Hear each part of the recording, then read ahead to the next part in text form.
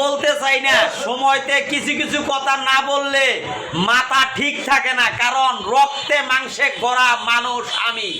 কিছু কিছু কথা যখন শুনি তখন পারক তো মাথায় চুরুঙ্গি মাইরা ওইটা পড়ে।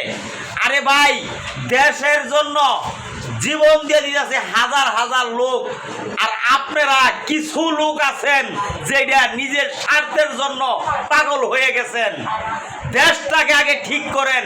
প্রত্যেকটা নেতা কর্মীকে বলতাছি, যার যার জায়গা থেকে, যার যার অবস্থানে থাইকা, যার যতদূর সমর্থ হয়, যে জায়গা পর্যন্ত আপনি পারেন, যতটুকু পারেন ততদূরই দেশ আগে ঠিক করেন।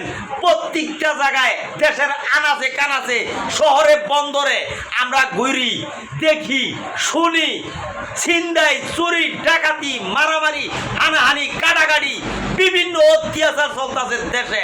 এই দেশই তো ঠিক করতে পারেন নাই, শুধু দেশের ক্ষমতা নিয়ে পারাবারি শুরু করছেন। অবশ্যই আগে দেশটা ঠিক করবেন। দেশই যদি গেলে ঠিক না হয়, ক্ষমতা দিয়ে কি করবেন?